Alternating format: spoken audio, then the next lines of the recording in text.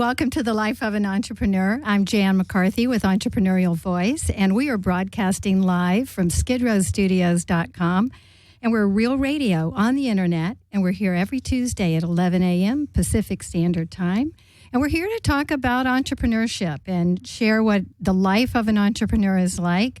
And just like who is an entrepreneur, what entrepreneurship is all about, share business tips and other things about our lives. And if you have any questions, we'd love to hear from you. You can call in to 1-800-893-9562. And today I'm interviewing Andrea, and she has a company called The Art of Circling. So welcome. I'm so happy to have you here. Thank you. I'm so happy to be here. This is exciting.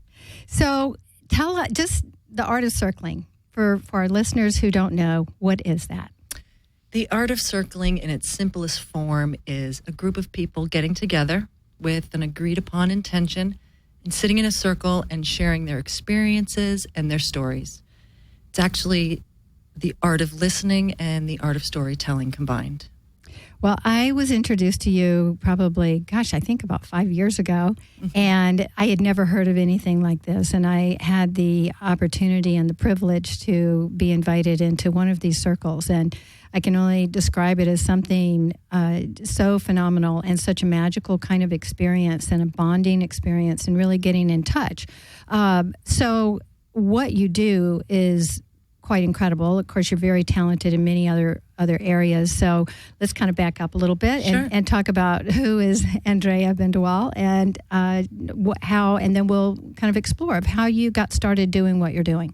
Absolutely. Well, first and foremost, I'm an actress and an artist. So I moved out to California when I was 25 to be an actress. And luckily enough, I found success acting, and I landed with a group of incredible friends and women who were not only in the entertainment business, they were actresses and musicians and producers, directors, writers, and they also happened to be a group of women who were circling.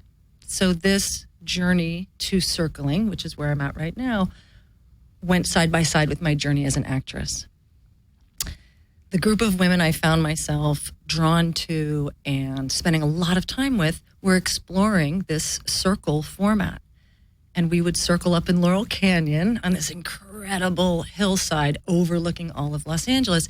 And we would sit in a circle and basically pass a talking piece, a talking stick, and share our experiences of what was happening in our really exciting and really challenging lives. And at the age of 25, I found like I had found a home that I never knew I needed or was looking for. And that was in a circle of primarily women sharing their stories. And I learned so much about myself, about other women, about that I wasn't alone in this crazy journey I was on as an actress in California. So that's how the two kind of started simultaneously. I love how you describe that because it dispels the notions that women aren't there to support each other and that, especially in Los Angeles, which I've talked about before, I feel like it's kind of a bad rap, but so important for you to have kind of your tribe or your circle or your group or whatever to help you navigate whatever it is that you may be doing, whether you're in the entertainment industry or anything else. And people draw so much from that experience. And the circling has been around forever, right? I mean, yes. Would you share a little bit of that history? Well, sure. Before I go into the history, I want to talk to what you started with, which is, so I've led hundreds and hundreds of circles.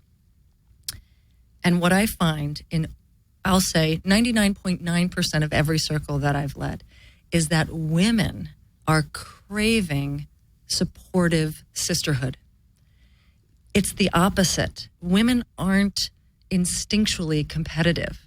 They're actually taught that. They're taught, compete with her. And, through our culture, we're taught about you should look a certain way and you should act a certain way. And you're taught to be competitive in a way that's not natural. It's actually more natural for women to tend and befriend one another. Women do better when they have support from other women. And you and I experienced it firsthand. We had a lot of entrepreneurs in our women's group, the self-empowerment group that I led for those few years, that we weren't in competition. We were excited to support one another. Right. There was no competition because there's enough for everybody. And everybody's unique and everybody's on their own path. It's even in a town like Hollywood where it feels highly competitive.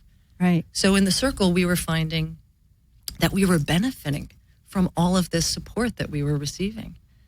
And so now to talk about the history of circling. Well, and I just want to take that one step further. Sure. We'll get to the history, but this is also about the life. And I love that you have taken this to a whole nother level. I mean, you certainly do all kinds of circles for baby blessings, for brides-to-be, for birthdays, for any rite of passage, any big milestone. Someone's retiring, someone's getting ready to transition into, out of their body. I've done, you name it. We can full moon. But what I moon. really love, in addition to all of those kinds of events that you're called to do a circle, is that you're also incorporating this into your daughter's school. Yes. And with your son as well, or? Yes. Okay. Yes. So I love that you're introducing that giving spirit, sharing your story spirit, and helping the children to, you're starting from you're changing the world. You're starting from the ground up. Awesome. I'm glad. So now we can talk about the history. Well, I'll talk about the kids that doing this circle work in school. It's actually a program called Way of Counsel that I did a training up in the Ojai Foundation, at the Ojai Foundation. And the most magical part about teaching children how to sit in a circle and share their stories. You're not teaching them to write an essay and share their story. This is coming from who they are, what they've already experienced in their small, young life or their past life. I've had that where kids will have memories come through of something that happened in another time. But that they are learning empathy and they are learning connectivity at this early age. Because look, we know we are in a high-tech, very low-touch world. We don't spend a lot of time face-to-face. We don't spend a lot of time literally connected to each other face-to-face. We spend tons of time connected electronically. So to teach children how to connect that way, it's going back to indigenous culture. It's going back to sitting in a circle, just like Native Americans did, just like the goddess tradition teaches, where you sit in a circle and you face one another and you're on an equal playing field. Everybody is equal in the circle.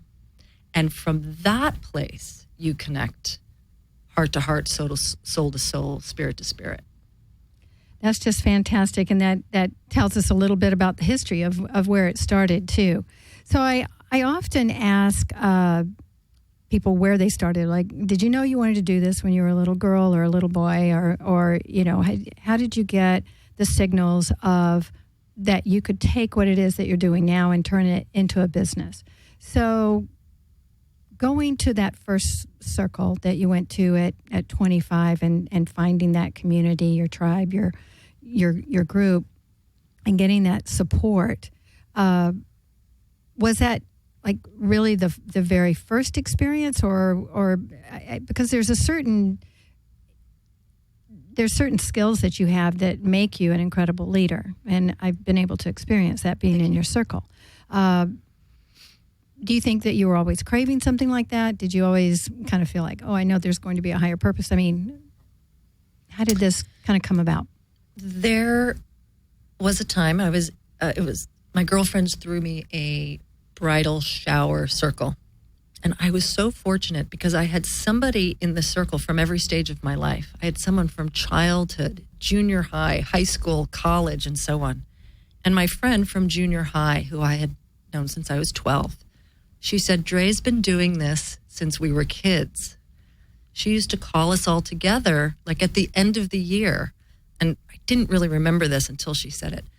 she would call us all together at the end of the year and say, you know what, we need to sit down. We need to like powwow about what happened this year and reflect back to each other, like what's going on, how we could be better friends, like what we need to forgive. And I don't really remember that, but she said that it was instinctually in my nature to share and to use each other as a support and as a way of self-reflection and as a way of growth. And when I moved out here, and look, I'm an actress, so theater and acting, that it's very ritualistic, as far back as the ancient stories go, that's where theater began. And so there's something very theatrical about circling for me, and about leading, and about, I guess it's channeling information, which is what I think actors do. Like they're open channels, like whatever that is that needs to come through, they just have the ability to translate it. And I feel the same way about circling. I feel like I'm translating information that wants to come through for the collective. So I've said in many circles, I'm answering the call, not my call. I'm answering the call of the people that want this circle to take place. And there's a magic as to who shows up for each and every circle, because they are needing something, or they are wanting to transmit something, and I'm just the facilitator that helps bring that to light. So going from these organically organized circles, and maybe you all even met once a month or met under the full moon, or did something to call everyone together, because when you were 25, you're still quite young, but you didn't have the means of communication that we have now. This is true. So, you all had some sort of system, but at some point you said, this is really speaking to me. I would like to take this to a different level. When I was circling just with my girlfriends, and I got inspired to put up a teepee in my backyard. So that's where we were circling, in this teepee on a regular basis, full moons, new moons, and for celebrations. Whenever there was somebody new that came into the circle, so let's say I was doing a birthday circle for you, Jan, and your daughters were there and your friends were there, and they had never experienced a circle before. It was when I heard those women afterwards tell me or email me or share with me how much this affected them, and how many people would say changed their life, because it was something they were yearning for, but they didn't even know it. So then they sat in a circle and they were transformed. It was when those experiences were adding up, and I was experiencing the same thing. I was facilitating them, but I was experiencing the same thing. I was healing certain things in my life. I was manifesting certain things in my life. I was laughing, crying, like really having an incredible experience within these circles. But it was when people started to ask me, how can I do this? And would you do this for me? And can you send me? So I would write outlines for women and email them so that they could do a birthday circle for their mom. So I just started giving away this gift that I enjoyed so much. And that's when people said, well, will you come to my house and lead a circle? Will you come to my ranch and lead a circle in my teepee? Will you come? And I said, yes, yes, yes. I just kept saying yes. And that's how the circle business was born. That's how I came to do it as a profession. Did you, so a lot of times when we're doing something, and you're still a very successful actress, but did you feel sometimes when we're multi-talented in that way, or multi-serial entrepreneur, or multi-entrepreneur, whatever you want to call it, and you've got all of these different businesses, did you feel like, if I contribute to this one, I'm taken away from that one? Yes and no.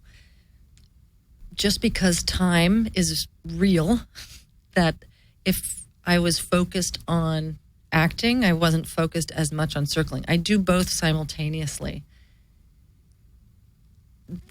I also now have experienced that they're interconnected, so one's not separate. I used to think that they were very separate. There was my acting world and my circle world, and now there's just my Dre world, where I kind of do a lot of things and I enjoy everything that I do, and I'm a mother and I volunteer in the school where I lead circles. They're all connected. But there was a time when I was very busy doing both, and I wasn't doing either one very well, where I was trying to be fully committed over here and fully committed over there, and it was impossible. So now I'm more focused on my circle work, less focused on my acting career, but that may change tomorrow. But you've also been able to incorporate a certain flexibility within what you're doing, so that if you feel like, kind of like children, some children need more attention at different times than others. So being able to balance and manage and be able to continue on to do the things that you love, but still be able to give the focus where focus is needed. So as an artist, and I understand this, and sometimes artists feel this way, there's a distinct of wanting to, especially in seeing you in the circle, seeing how much you give, and it's a very giving kind of thing, and comes from a place of great generosity and compassion, and then there's the business side where I'm valued for what I am able to do, and I need to collect money for it because it takes a tremendous amount of time and energy and preparation, not only in education, because I know you continue to do things to educate and improve yourself and improve your craft, and education in terms of putting together, as doing groups, but in a complete business sense, the preparation and the education that you have to give yourself to be able to put on a fabulous circle that is very meaningful to the women. So how do you reconcile that between the business side and and because I feel like your information will really help our listeners who do have that artistic side, and it's kind of like, oh, I just love doing this and I love giving it, but wait a minute, I should make some money. Yeah, it's not just a hobby. There is a journey with learning your value and learning how to charge for it. I remember when I came up to lead a circle at your retreat, the entrepreneurial retreat, and there was a woman there who made this incredible granola. And she had a really hard time charging for it. And we were all really, this was the best granola I've ever tasted. And we told her. She was like, yeah, but it's just this thing that I do. It's no big deal. And we all said, that's why you should be doing it. Because to you, it's no big deal. I have no desire to make my own granola. Like, furthest thing from my wheelhouse. I want to buy the granola. I want to buy your granola. Tell me how much it's worth. I will buy it. And when I had that conversation with that woman, it helped me understand my value, which is not everybody wants to lead circles. I do them effortlessly. I do them joyfully. I think it's the most natural thing in the world. I feel like it's like getting dressed in the morning. That's how I lead a circle. I had to understand that other people don't want to do this, but they want to experience it. That's when I learned how to charge for what I do. It took me a long time because I wanted to give it away for free, because I thought, well, it's very spiritual and anybody can do this. And then someone said, but someone coming to your circle does not have the experience that you have. You have a 20-year experience of leading circles. Well, 20 years, 10 of them attending them, 10 of them leading them. But I have a 20-year experience with the art of circling. That's what they're paying for. They're paying for the education. They're paying for the classes that you took to study this up in Ojai. They're paying for the history that you are carrying with you into each and every circle. Just like the woman selling their granola. How many batches did she have to burn? How many batches did she throw out? How many batches did she give away and get the feedback of this is the best batch? Right. That's what I'm paying for. Right. I'm paying the $10 that she thinks is crazy to sell granola for. And I'm saying, no. I want the granola. Give it to me. I'll give you $10. It's worth that for me. And you helped me with that, with understanding my worth. And I had to practice it. I had to practice charging for circles. And now I do it effortlessly and joyfully.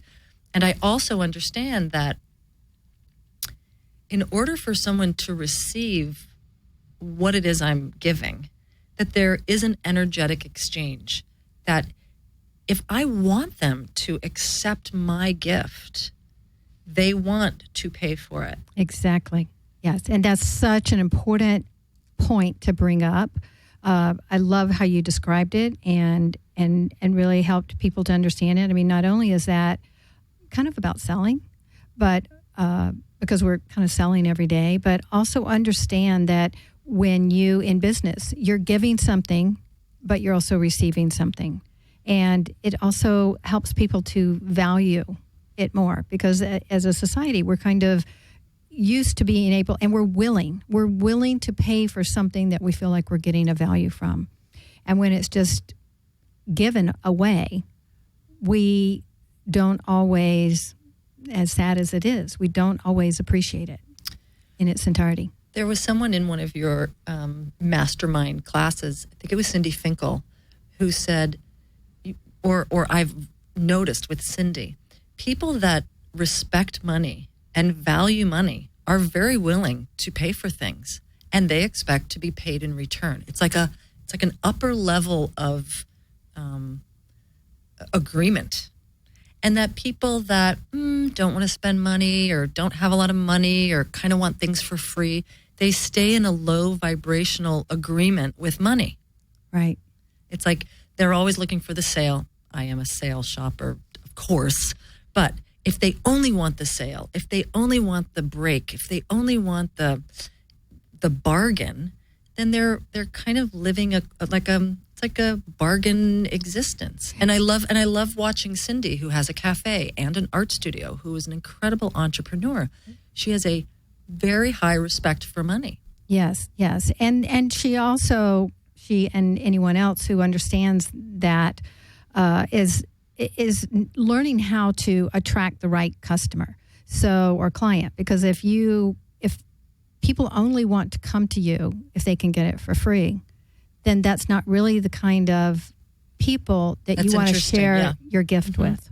And that doesn't mean that if someone is struggling or something, that you might have compassion, understanding, or that kind of thing. I mean, you're an extremely generous and giving person, but it's not the kind of client that you want to attract.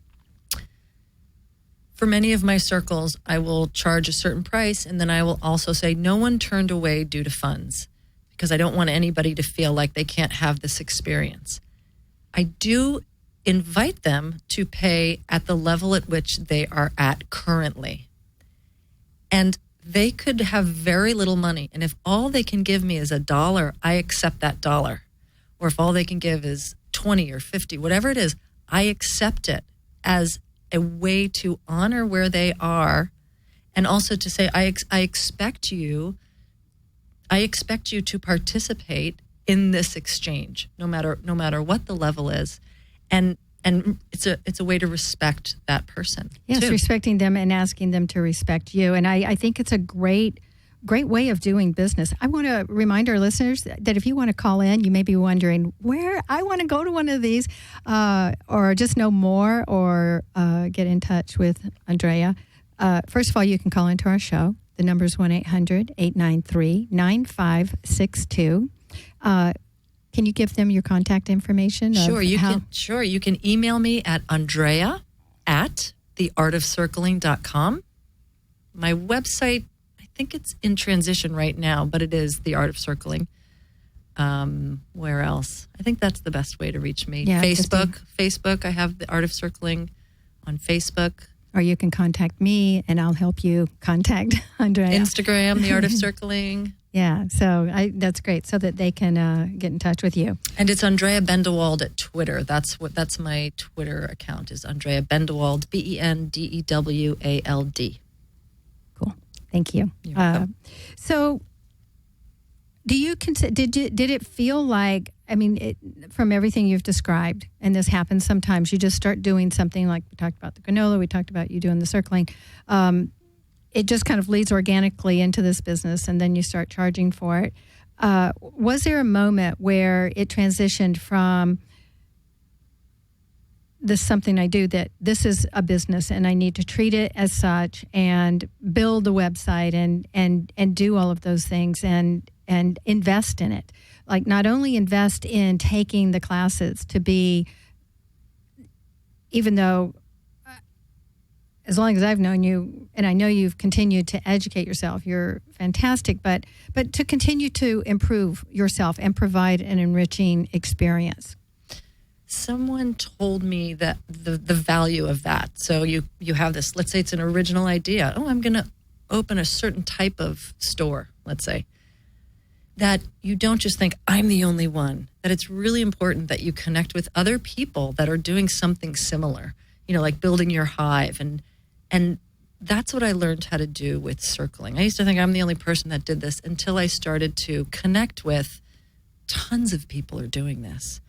And it was when that moment happened that I wanted to be connected more to other people. And that's when I turned it into a more lucrative and connected business, I guess. When it became legit for me is when I wanted to share it with more people. And I wanted to, as an entrepreneur, be in charge more of my own financial stability and my own schedule and my own joy.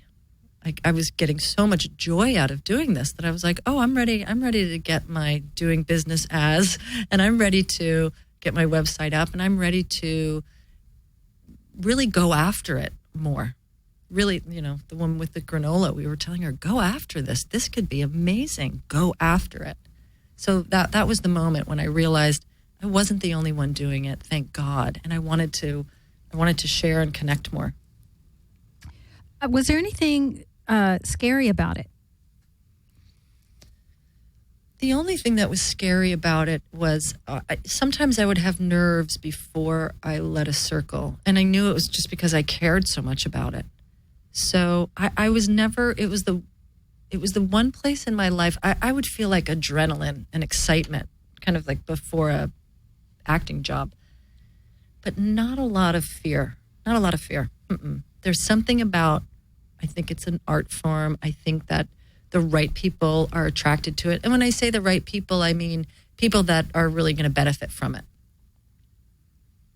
So the fear factor, I guess if I had to really reach for it, there would be fear of failure at some point that would, I've been doing it for a long time, and there were times that I thought, no, am I really going to do this? Is it really going to be my thing that I do? And I did it anyway. But that was the fear of, it not succeeding.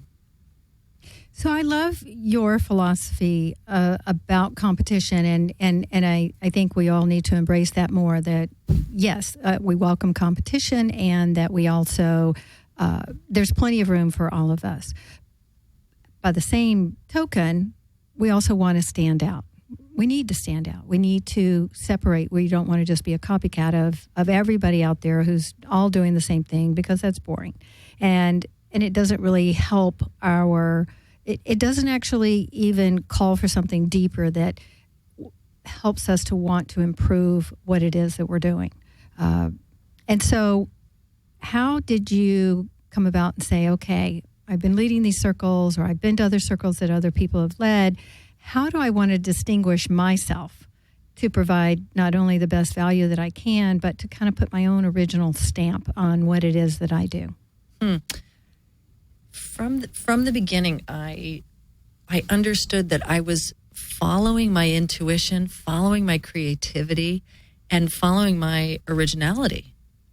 And yes, I probably worried at some point that I did or didn't want to be like somebody else, but I always just went back to do what you love and do what's coming to you. Like, we're all these divine channels for creativity.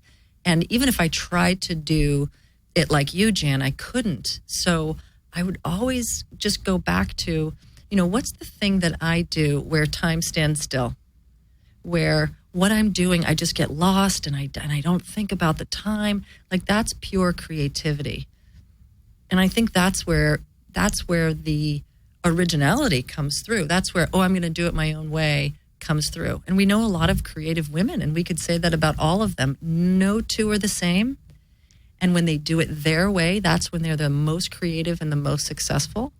And they all have their own unique brand and stamp, and it's theirs. It's them. It's not something they went out and bought. It's something that came through them during their creative process.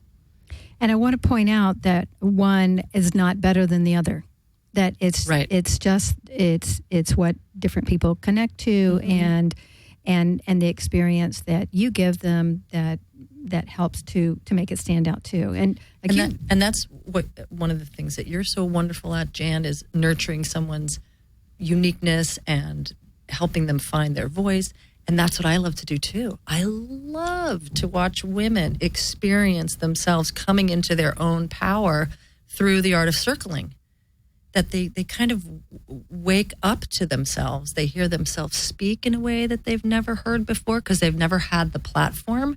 They've never been in a place where they're sharing, and it's not about getting ahead. It's not about competition. It's not about a career. It's not about their kids' school. It's not about fun. All the things There's no judgment. There's no judgment. So all they are experiencing is, hopefully, their true self, their true voice, their true experience of themselves. And through that, they start to kind of wake up more to their own creativity and uniqueness. And I think it's also such a teaching thing that you do. So not only is that an experience that you're giving someone, but you're also teaching them something that they may not even realize after they've left the circle. And there'll be many realizations that they will come to between attending a circle and the next time they attend one. But one of them that I've always paid attention to and noticed as I've watched you envelop everyone and with such grace and charm is you're really teaching people to listen, to completely unplug, even though you don't tell them they can't have a cell phone during I don't know that unless it was an emergency that people are really focused on that. They're so enthralled and involved in the circle. It's one of those kind of moments, stand still. But you also, with the use of the talking stick, if I may say, sure. You really teach people to listen too. And so to themselves and to each other. So you're really teaching them quiet. Absolutely. Teaching them listening, or they're experiencing true listening for the first time. We listen all day long. But very often we're listening with an agenda. We're listening to what we're going to say next. We're listening, how do I fit into this conversation? So our ego's really engaged. And very rarely are we sitting with the permission to not respond. So with the talking stick is one of the simple guidelines of circling, is that whoever has the talking stick has everyone's full attention. And we don't interrupt with our own thoughts, with our own affirmations, with our own disagreements, but we really just sit and we hold the space for that person to speak. And something amazing happens when we give somebody that gift of true listening. It's a very healing process. And we take in so much more. So we're actually taking in the person who's speaking, and we're taking in their experience on a deeper level.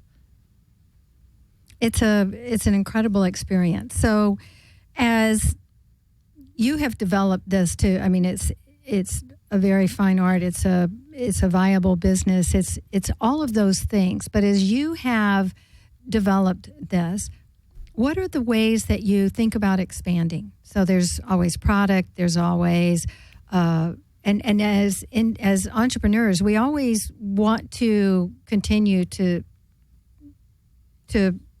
stay viable and think about possibly how our legacy, our business can go on, even if we're not there physically doing that. Right, running the show. Exactly. So to expand the art of circling, I have visions of a book, a workbook, really teaching other people how to do it, a celebration tutorial, as it were, like how to use the art of circling for everyday celebrations and for women's self-empowerment groups. So there's that idea through the website and having a blog and having kind of takeaway gifts so people can take this and do it wherever they are and integrate it into their own lives. And then also products that I love, like cards to pull in a circle, like the cards that I bring into the circle all the time, like inspirational cards, cards and quotes. And then also I love to make talking sticks, and I make them with the kids in school, and I teach them how to do it. So having some type of tutorial or some type of kit or I have all these ideas of how to get it out there more. So that's what I'm working on currently. That sounds great. Now, did you put together the program at the school called The Way of the Council, or is that something that the school had and you brought in your interpretation of that? So Way of Council is an actual program that exists that was built through the Ojai Foundation. And it is a program that is used in governments and in corporations and in over 40 LAUSD schools. So there's over, I don't know what the number is of students that are learning and practicing circling in school. And so I did the training at the Ojai Foundation and learned their program. And that's the program that I bring into the kids' schools. Wow, that's exciting. I didn't know that. I didn't know that we had those kind of resources in our school system, especially since my children are grown. What's the toughest part of being in charge? You're in charge of all of this. What's the toughest part? The toughest part is staying disciplined. That's the toughest part. It's easy to get distracted. For me, I can get distracted. I can have big goals and then I get distracted. You really have to be your own boss. You really have to be accountable. I love what you set up in your workshops and in your programs of having an accountability partner. That really helps when you're an entrepreneur, because it's hard to constantly just be accountable for yourself. And setting goals and following through, that's really important and can be a challenge. And then also finding people that do things better than you do. So I'm not a great website designer, and I tried for the longest time to do it myself until someone said, there are other people that are much better at this than you. Like, you're good at circles. Go get somebody to design your website. So reaching out, asking for help, finding the right resources, all those super important. Like, is it easy to ask for help? Sometimes yes, sometimes no. For me, I've learned, you've taught me, other people have taught me, like it's necessary that there are other people that know more than you do. We've had lots of friends that we watched try to do it on their own, and we would just give them one little idea. Just go left and ask this person, and they did, and then their whole business exploded. Yeah. So that's what I'm learning, like how to let it explode, because as I love to study, like when you put something out there, synchronicity starts to happen and things start to line up in your favor. I've in a deep practice of being aware of those signs, and when I'm trying to get something in motion, letting those people come into my life that are going to help me do that. Well, I think that's so important as an entrepreneur, to understand that you can't do it yourself. And I've said this before, and it's important to repeat, I think, that if we focus on our genius work and we're doing the things that we love and that we're best at, then we're actually going to expand our business and put out a better business if we do that. So I know when I totally waste my time trying to figure out how to, and there's certain things that you do have to have a certain rudimentary knowledge of, but if I'm going to go in there and try and build a whole website from scratch, that would consume all of my time. I would probably hate my business by the time it was all over, and I can't even say that it would ever work. So it is important to try and find people who match who you are, that get what it is you're trying to do, and and help you to get those things done that need to get done so that you can do the business of running your business and being in business. And I would say, and find people to help you that absolutely love what they do. Mm-hmm. Like gravitate towards people that are as in love with their job as you are with yours. That's a great message for this month too, which my masterminds are all about love. And obviously it's the month for love, but I agree. Loving what you do and finding someone who loves what they do is super important. And someone that's going to say, oh, yeah, no problem. I can totally do that for you. Yeah, great. Give me the job. I'll do it. Yeah. Someone that's hungry because they love what they do. And then the other thing that just came to me, and I don't know what you said that inspired it, but I was thinking about this for the entrepreneur, is that you treat every job, product, moment as if it's your first, because the most important part of being an entrepreneur is word of mouth and positive reviews. That's what I find. My whole business, my entire business is based on word of mouth. I don't advertise. I don't fish for people to come. It is all word of mouth. And that's because I treat every circle as if it's my first and last. So my standard of quality for my service product is really high. Just wanted to throw that in there. No, that's great advice. And like every cup of coffee, every bowl of granola, whatever your product is or your business is, that every single one is high quality.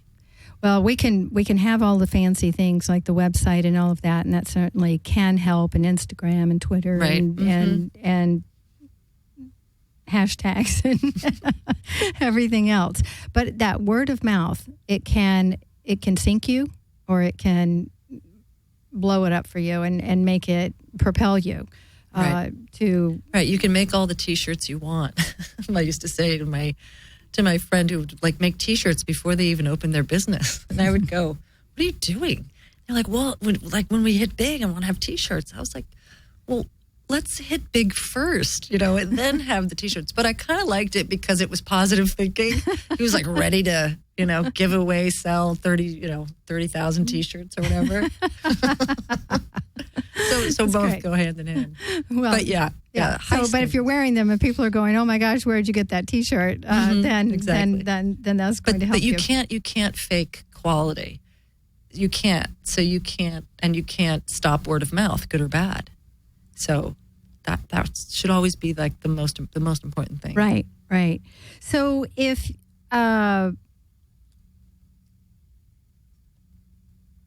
the fact that you work on your own, do you get up every morning with and obviously you need to be flexible. You've got children, you've got a husband, you've got your acting career, you've got coaching with your acting career, and you've got circles, and you're constantly managing, promoting them through letting people know that you're having a circle, or managing your contact list and all of the things, and putting together promotional materials to provide to people who are invited to a circle.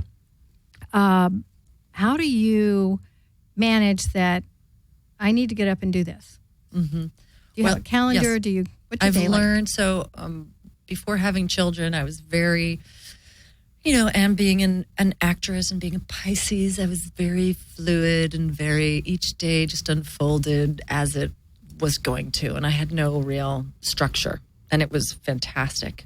Well, with kids, I had to develop structure with getting them to school and doctors and everything else, play dates, and they eat a lot, and you have to shop for food all the time, and which was great because it helped with my current life now, which is I have to have a schedule. I have to have a date book where this is when the invites go out. This is when I need to have RSVPs. This is when I need to schedule.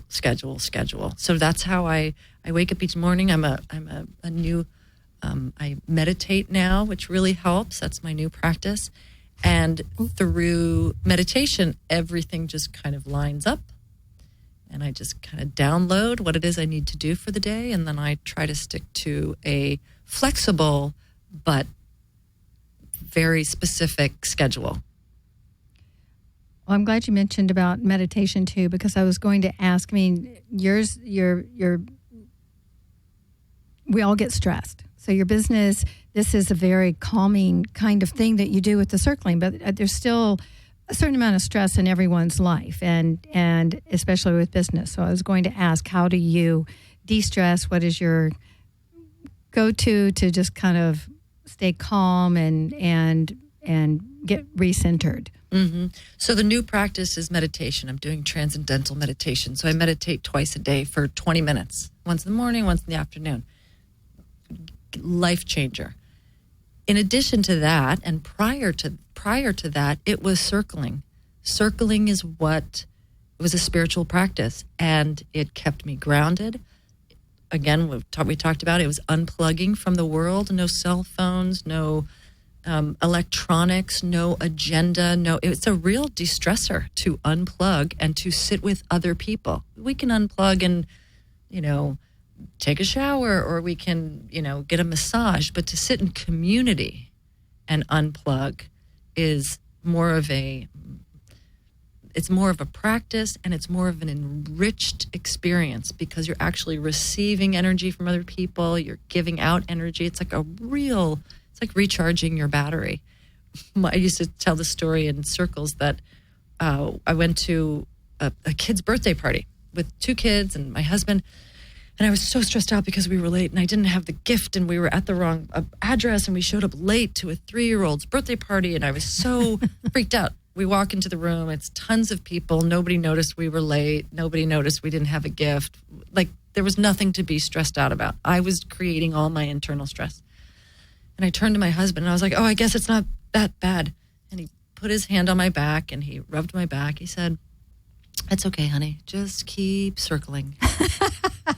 Because he knew that when I come out of a circle, I am de-stressed, I am realigned, I'm reconnected, both feet on the ground. And he enjoyed the benefits of me circling, and so did my family. The most stressed I was when I was not circling. Well, I think that's something that all of our listeners can take with them and maybe use that as a little motto, whatever their form of de-stressing is, because it is very important, and it helps you to really get clear in your business. It helps you to get clear in your life, and I would recommend everybody go to a circle. But if that's not in your neighborhood, hold your own circle. You can do it yourself, or hold your own, or I'll teach you how. But if that's not readily available in your neighborhood right now, it will be in the future. Yes. But if it's not readily available in your neighborhood right now, then find something that will help you to step back, unplug, get whether it's meditation, whether it's going and hanging out with a group of very positive friends. Supportive, positive. That will support and listen, and whatever it is, get a massage. Something that will help you to get calm, get refocused, get clear, and just take some of that stress off of you. Because when you're in that state, you're not creating, you're not giving, you're not producing, really. And so it's just more beneficial for all entrepreneurs if they can find a way to let that stress go. I absolutely agree. And I've tried it. I've tried to create while being stressed out, and it's counterproductive. You can do it. But it's damaging to your body. It's damaging to your product, to your service. That's a really good point, Jan. To keep your stress levels low is only going to help your business and your Right. journey. Do you have a certain motto? I mean, I know you love quotes as I do, yeah. and I probably have 5 or 6 that run through my head constantly throughout the day. But is there one that you like your go-to? I'm going to start borrowing that. Keep on circling. Yeah. Lately, and this is my personal quote, is everything is unfolding as it should.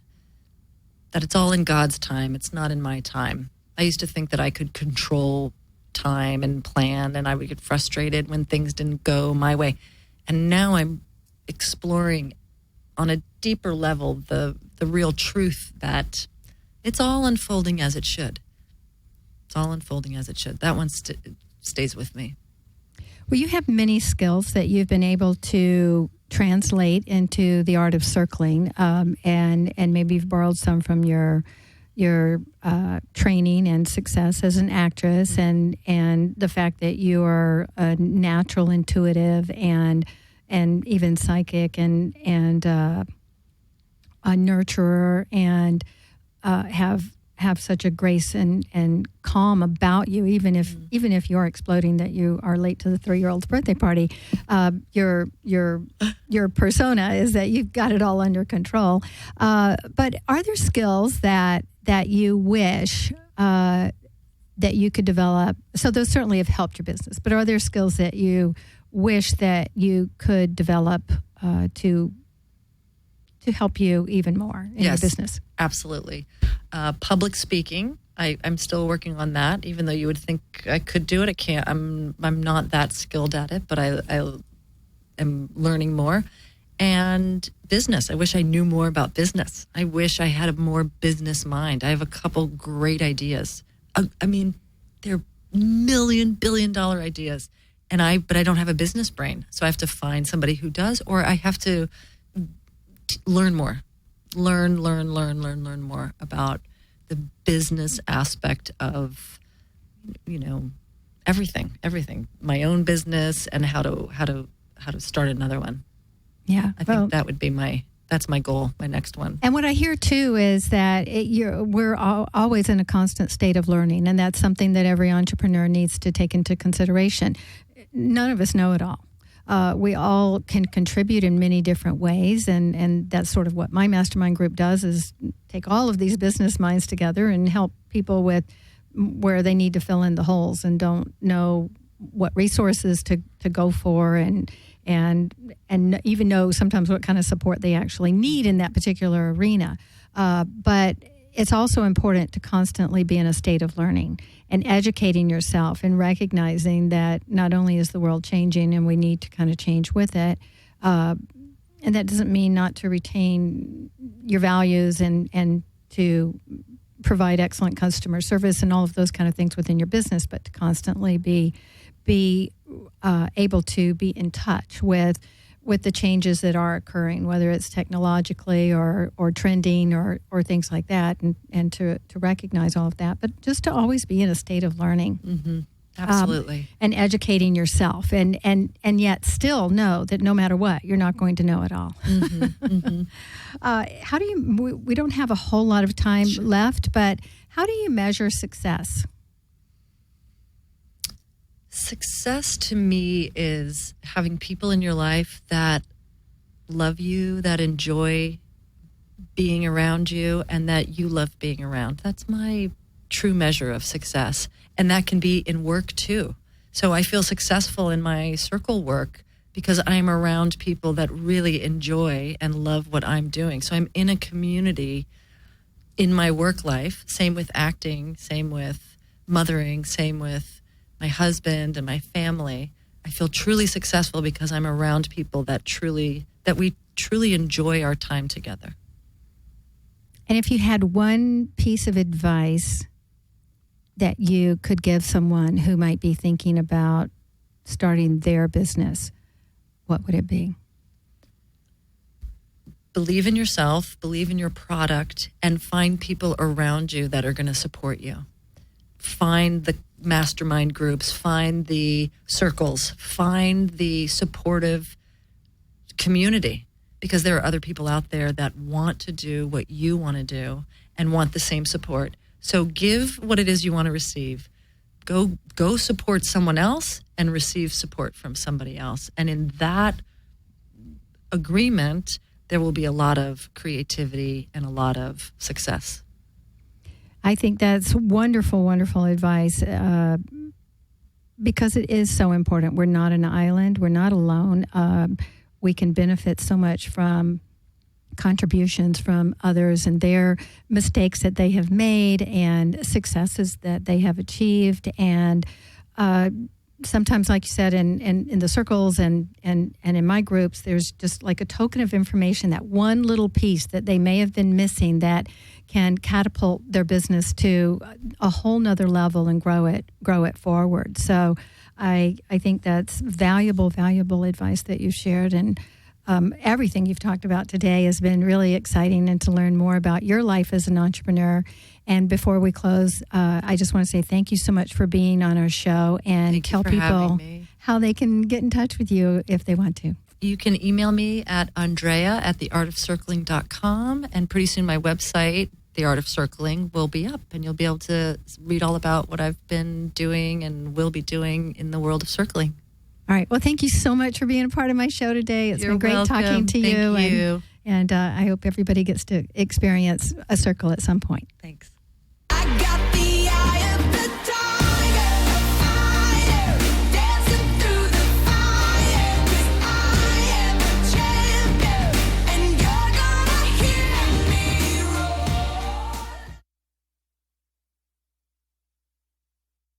Listen to Skidrow's